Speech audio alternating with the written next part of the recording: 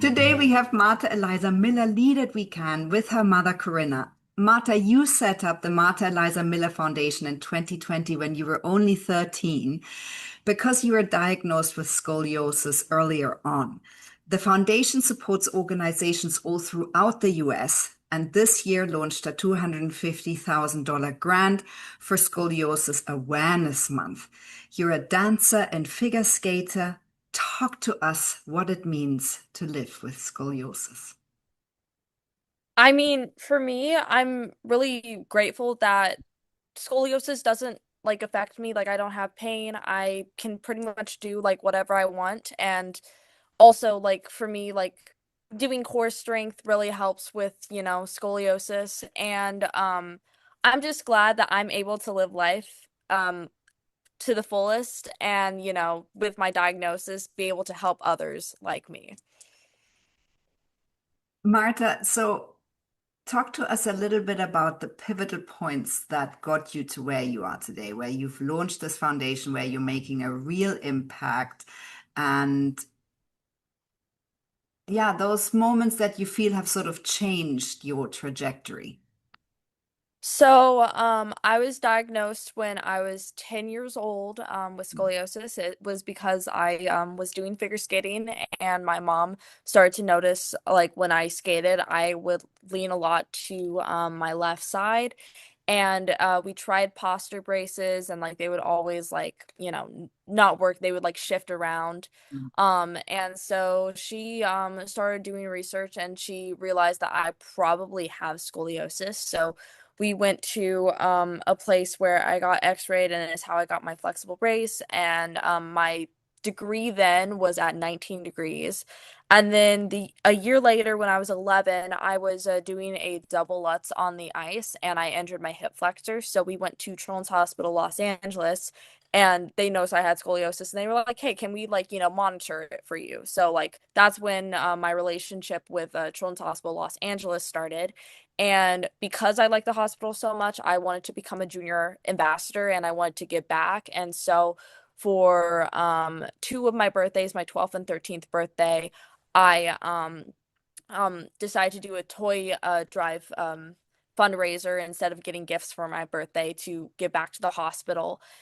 And we did many fundraisers. And then when I was 13, my curve spiked to 48 degrees. And that's when my doctor at the time wanted to consider surgery. Mm. And she said that I should go to the head of the spine center at CHLA. And that's what we did. And I had three consecutive MRIs. And because we didn't know what would happen, my mom gave me the idea. She thought of this. She was like, why don't we create a foundation and you can, I was yeah. really concerned because Marta had been skating at that point, between 20 and 30 hours a week. It had started out as recreation and then it became something she was very serious about.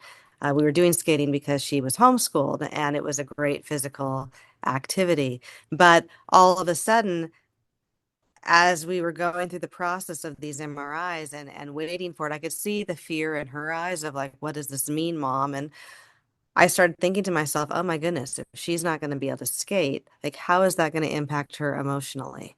And what would be a way that we could somehow turn that away from something that was fearful into something that would be helpful. And so we were at dinner and I remember kind of proposing it to her. And Marta was familiar with benefit work because in I worked in the music industry and we did a tremendous amount of benefits. My husband and I produced a lot of shows.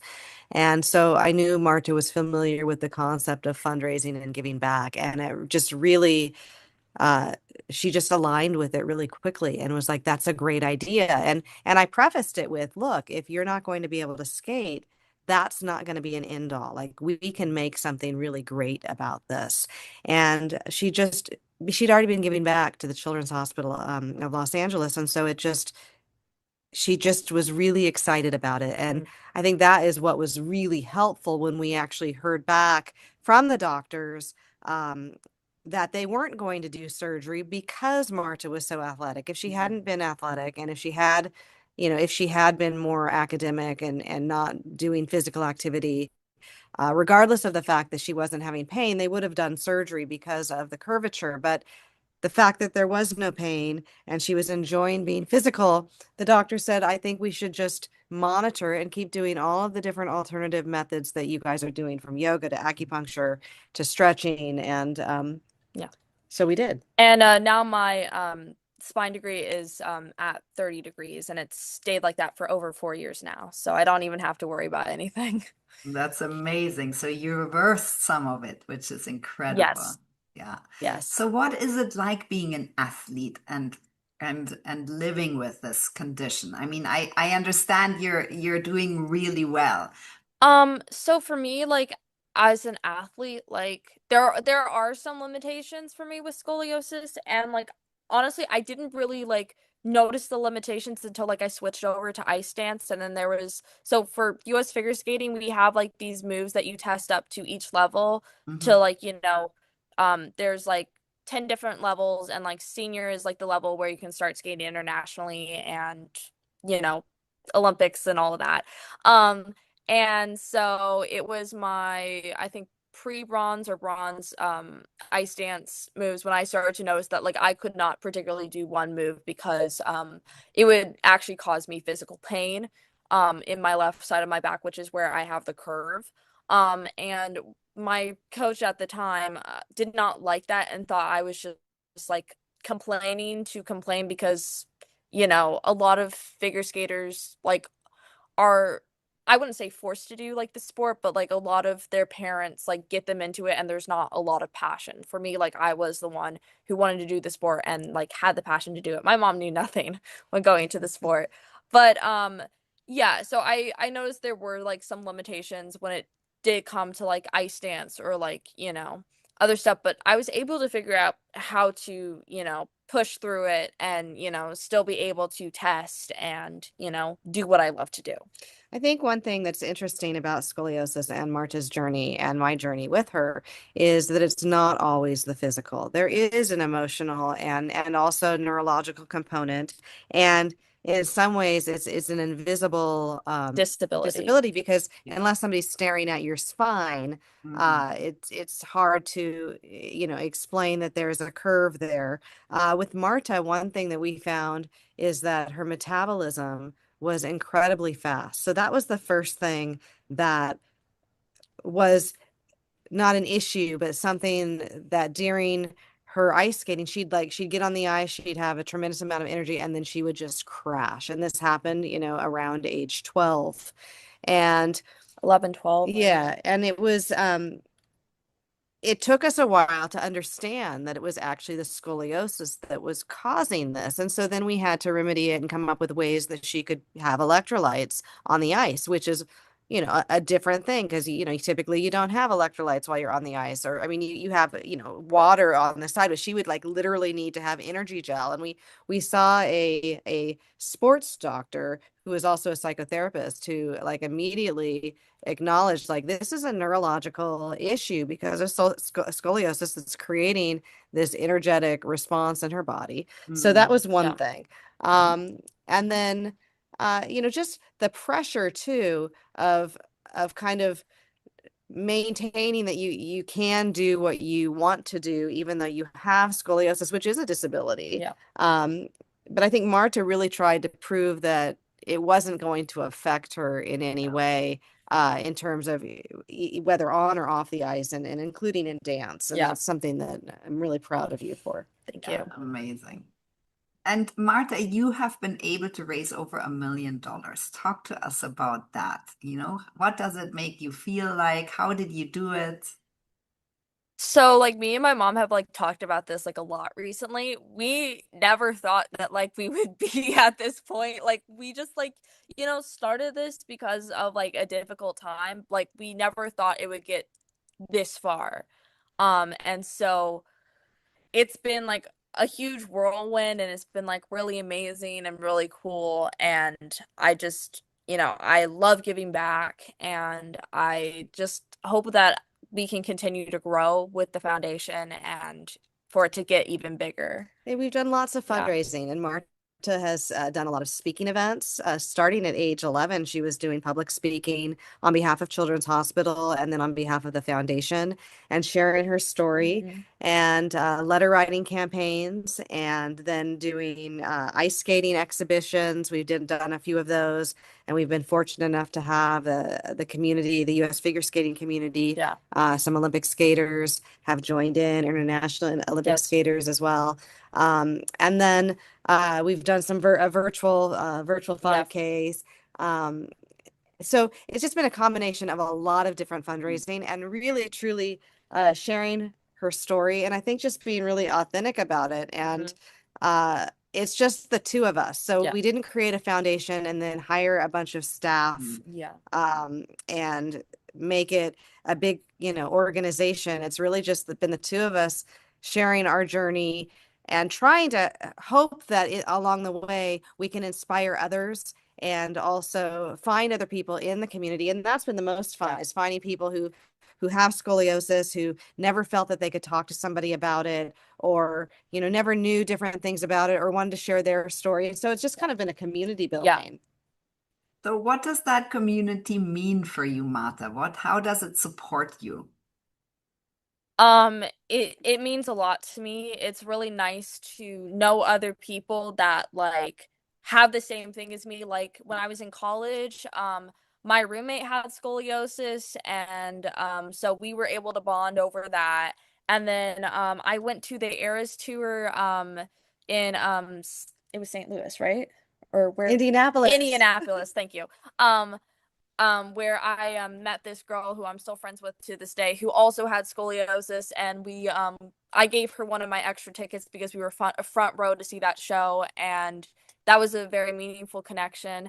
And then also, I'm currently in this production of Sweeney Todd at the Pocket Theater in Arkansas, and I met this woman who also has scoliosis, and when the whole entire cast found out that like I was in a People magazine interview and like I've raised all this money, she like contacted me and she was just like, this is like really meaningful to me, and like, you know, amazing like what you're doing.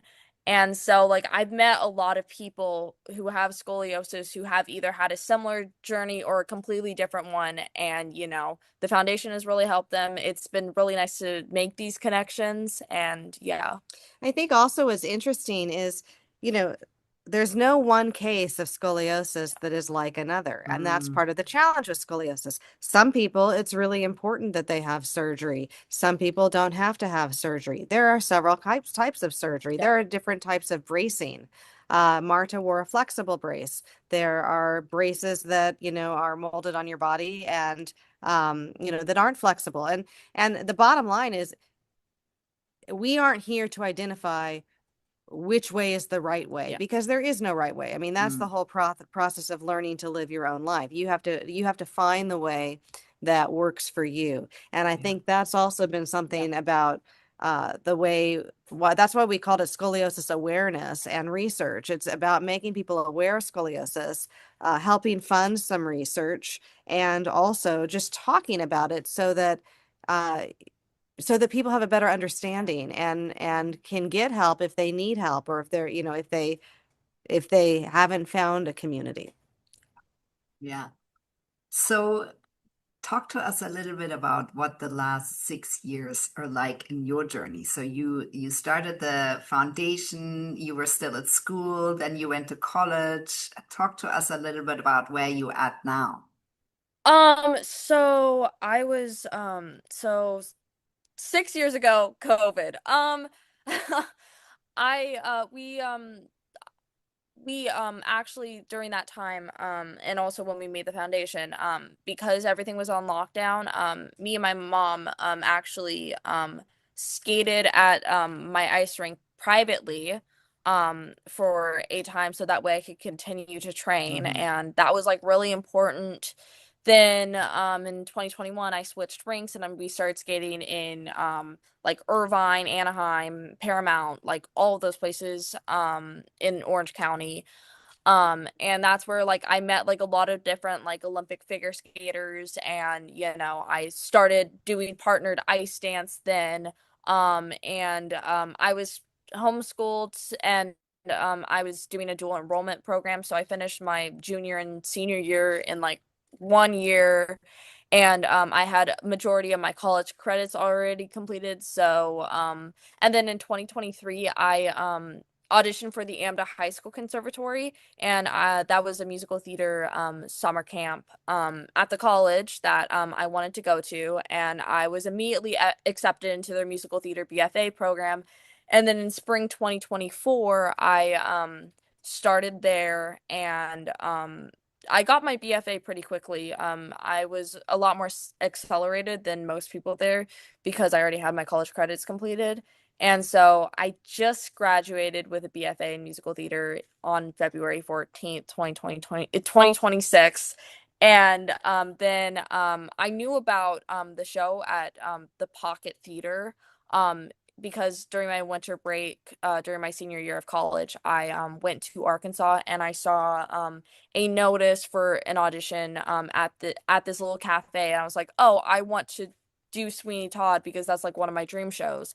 And so I auditioned for the show. I got ensemble, and then that formed into a choreography slash dance captain role for the show. So I've choreographed a few pieces for the show, and we're now in the theater, and we're actively like, blocking everything for like act one, and the show start in August, and it's like really exciting.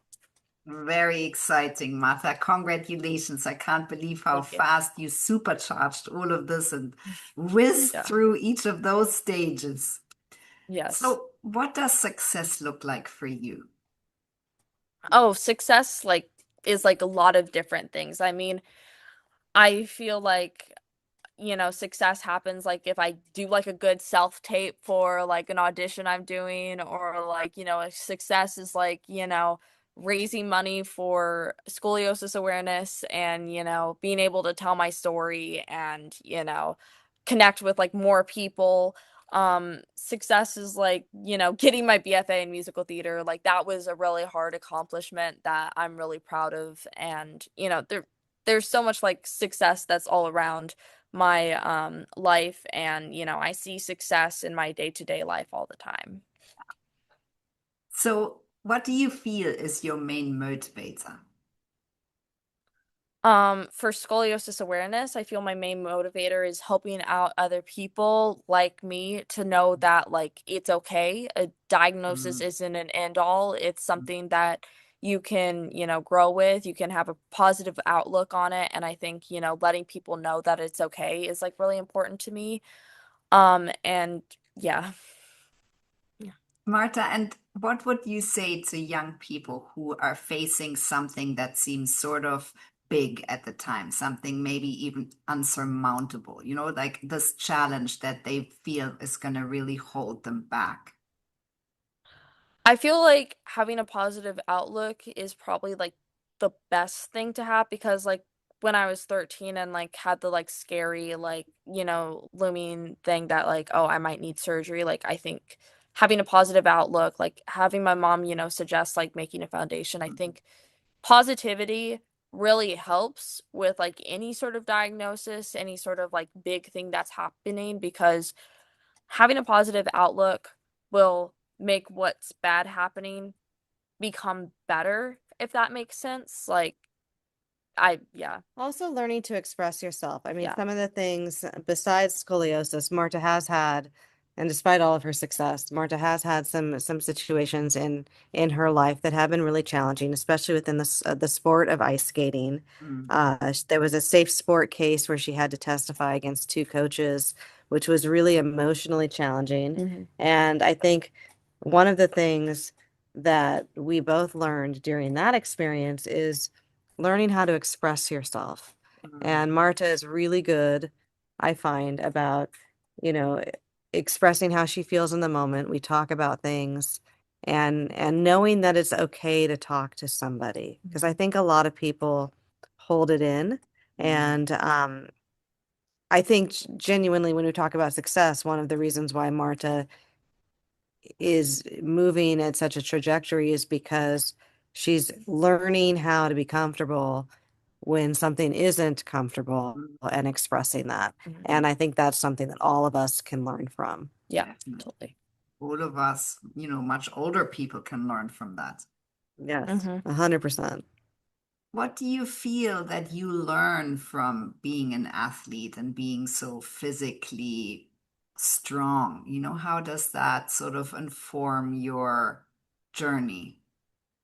I mean, for me as an athlete, I do know one thing, don't push your body to its limits. Don't do that. Yeah, I've like, for me, like doing musical theater, I was piling on like a lot of stuff to like graduate, which like did also like for me was really hard to do. And for me, learning how to like, as an athlete, just kind of pacing yourself really helps because you know, doing a lot physically, like in a BFA or like college sense, can take a major toll on your body. And for me, it has in like the past, like last summer, I was like, I did not feel good whatsoever. I was having like dizzy spells and all this other stuff because I was doing a lot because I wanted to graduate. I wanted to get my BFA and everything.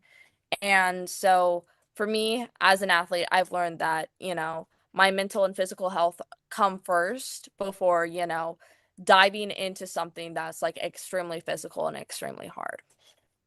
Marta, you're a really inspirational young leader. What does good leadership mean for you? What does that look like?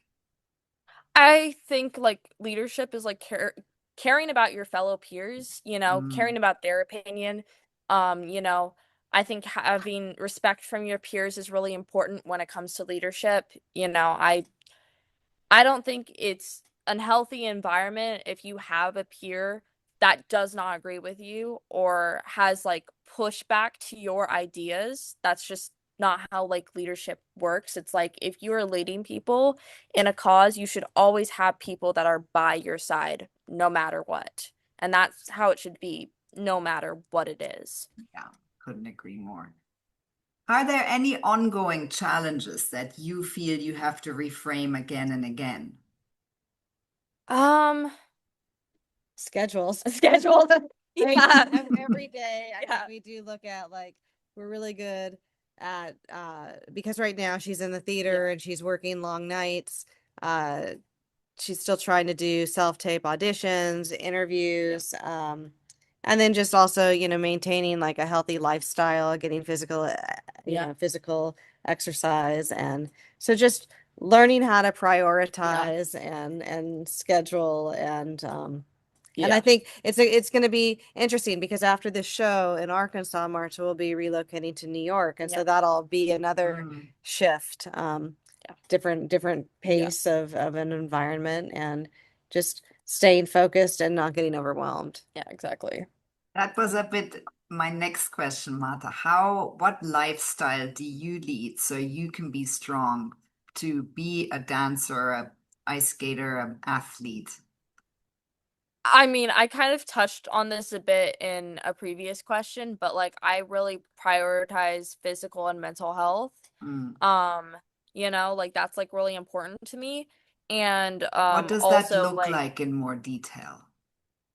I mean, for me like, going on walks, working out, spending time with my family, prioritizing myself and what I want to do specifically. That's kind of like Yeah. what it is.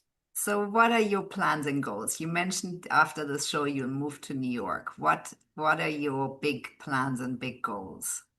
So my big goal is I do want to be on Broadway. I do want to like, perform. I want to do all of that. I also want to like do film and TV.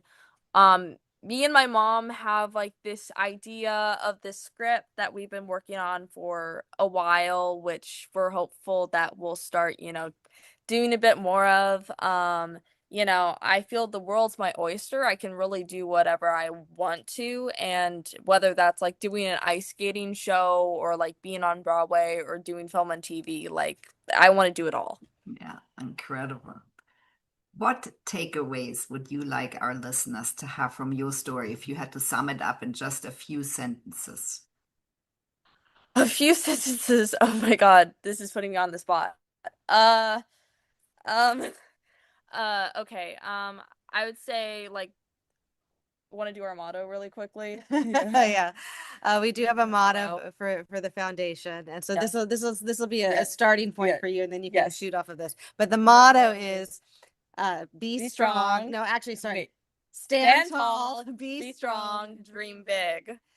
And so for me, like the takeaway is that like honestly, like any dream you want to have, like pursue it no matter what.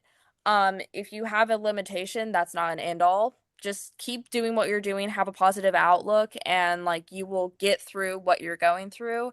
And I think taking like, you know, like I think taking life and like, really making sure that like you make the most of it is like really important. How can we support you, Marta? Um, you can follow me on Instagram, which is Marta Eliza Miller, or you can follow The foundation is the Marta Eliza Miller Foundation. On Instagram, it's m.e.m.foundation, because MEMF is our acronym. Mhm. On the website, it's martaelizamillerfoundation.org. You can donate there, and know that your donations go directly to supporting scoliosis awareness. In fact, one thing that we talked about earlier is right now we're doing the $250,000 grant initiative. We just donated a check to Children's Children's Hospital of Arkansas. Arkansas on last week, which was fantastic. We're sending out donations or grants to hospitals and organizations throughout the United States and Puerto Rico. And it's great because over the next couple of months, we'll get to visit some of those Yep. hospitals, which we're looking forward to. Yes. I'm so grateful for the two of you. What an incredible mom-daughter duo that is leading Thank you. with such beautiful and important values and incredible leadership, and using your voice to bring together a community of like-minded or people that have the same diagnosis and giving so much hope. Thank you so much. Thank you for Thank having you. us.